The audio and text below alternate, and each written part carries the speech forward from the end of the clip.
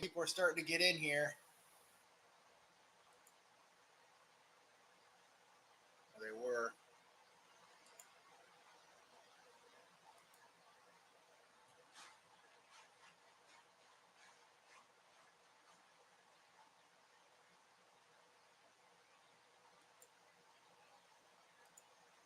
People say that the stream was scheduled for later.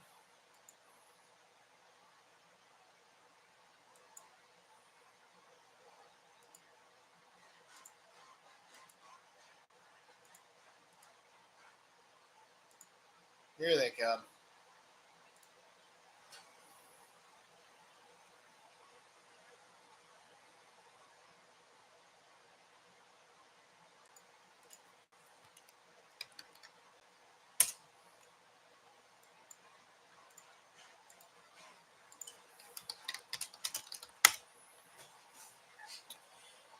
They're starting to come in here. I think we had a little bit of a confusion because of the timing of it.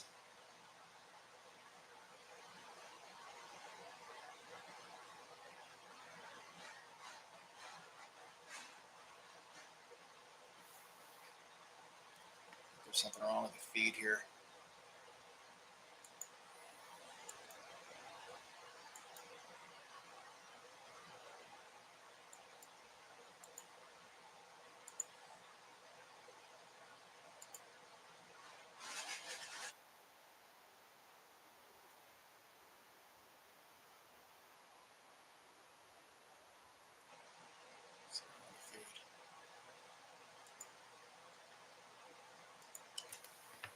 Here they come. I am back. Wait for a few other people to get in here. Going to the other thing where I can see some stuff, and we can get going with this.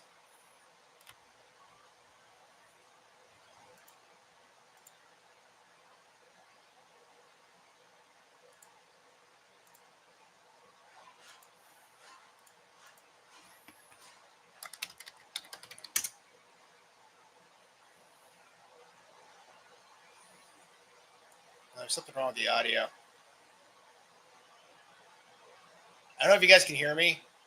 There is something with the audio right now that's like buzzing in my ear.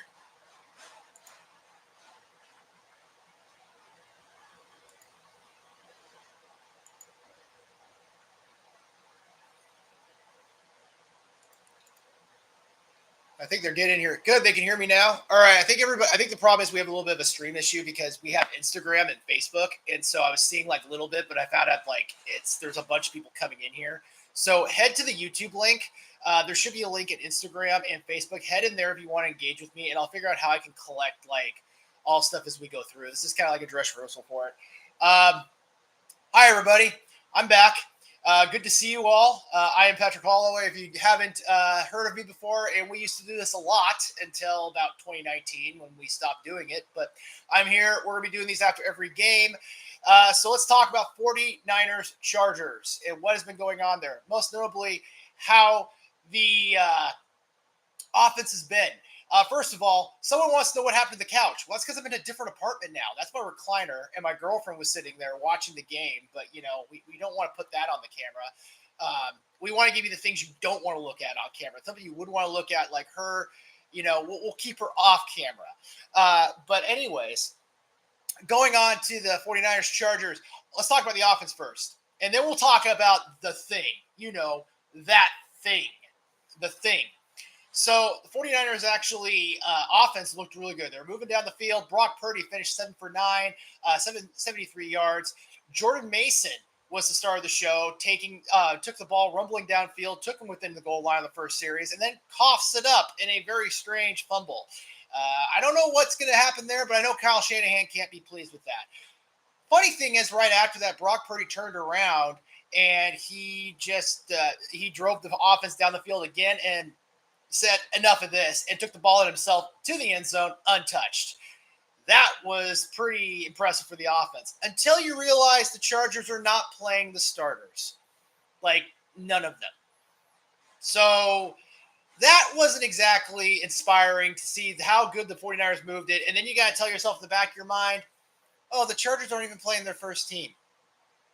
Regardless, the 49ers offense did move the ball down the field. I did see a lot of good things coming out of that.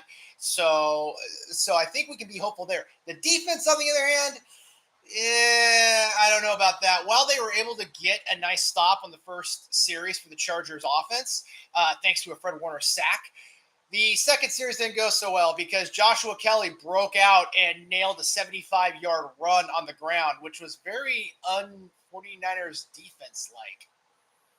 I don't know exactly what the heck was going on there. It looks like Dwayne Lenore missed his guy, but I didn't really get it. It was not a very good showing for the defense. And then after that, no more Brock Purdy. Sam Darnold came in. We got to see the offense start doing what they were doing the whole game, which was penalty after penalty after penalty. And I think that's the story with all the teams after the offense was the penalties. They were so bad. The offensive line would get holdings pushing them back. And then there's a Tay Martin push off for pass interference that was taking what was a nice 4th and 2 throw and moved it, back to where they had to use Mitch Wisnowski.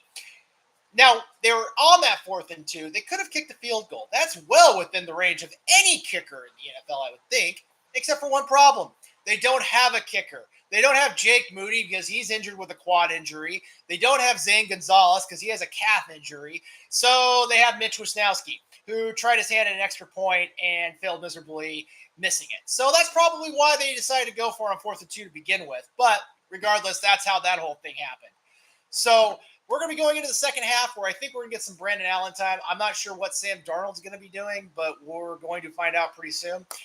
The big question now is what happens with the other thing? What are the other things that we're talking? Well, for one thing, if you didn't hear, Trey Lance has been traded. Now, I'm going to tell you right now, I love that move. That move was great. I thought that was the big brass. That was just Kyle walking up to the table, setting his set down on it, and making his big swing. And I loved it. I love that move. And I love Trey Lance for the pick. I sure as hell didn't want Mac Jones. And I hope nobody wanted Mac Jones. And when we thought he was going to take Mac Jones, I was freaking out about it. I was like, no. And I get why they did it. One, it had nothing to do with Jimmy Garoppolo's play. It had to do with his availability. It had to do with and also had to do with the fact that he had a huge salary coming up and they wanted to pay their other players and have a quarterback on a rookie contract. It all made sense. It just didn't work out. Now, that said, yeah, we can definitely hold those guys pretty much accountable for that. We can hold the whole 49ers front office for that, especially for what they gave up to get Trey Lance. We can definitely hold them accountable for that. John Lynch came on at the top of the second quarter and said kind of the same thing, just said we took a big swing and it didn't work out, something along those lines. And I don't know, you think, while I don't blame the move, I think it was the right move, it still was a pretty big blunder and one of the worst trades in NFL history. And somebody needs to be kind of, I'm not saying we need to fire Kyle Shanahan, but I would like to know what the heck the scouting department was doing with this, because there's not working out. And then there's this where, seems like he didn't really get a chance. And I get that it's just a moving platform and you're not going to get your chance when you're getting injured with a finger injury and the leg injury like Trey Lance had. But you gave up all of that, and Sam Darnold separates himself. He's not going to be QB2, I guess.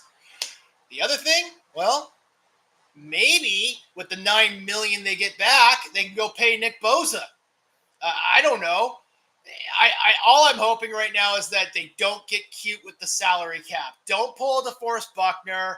Don't do anything strange. Just go give Nick Bosa his money. Pay him his money.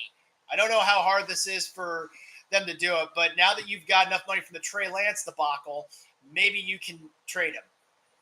I'm looking up here. I'm trying to see when the game comes back on. I'm on a delay. But here we go. It's at the start of the third. All right. We will get the technical difficulties ironed out, and we'll try to find a better hub next time. I'm going to head back to the game. Everybody have a good time. Go Niners. Go to NinersNation.com for the postgame. Later, guys.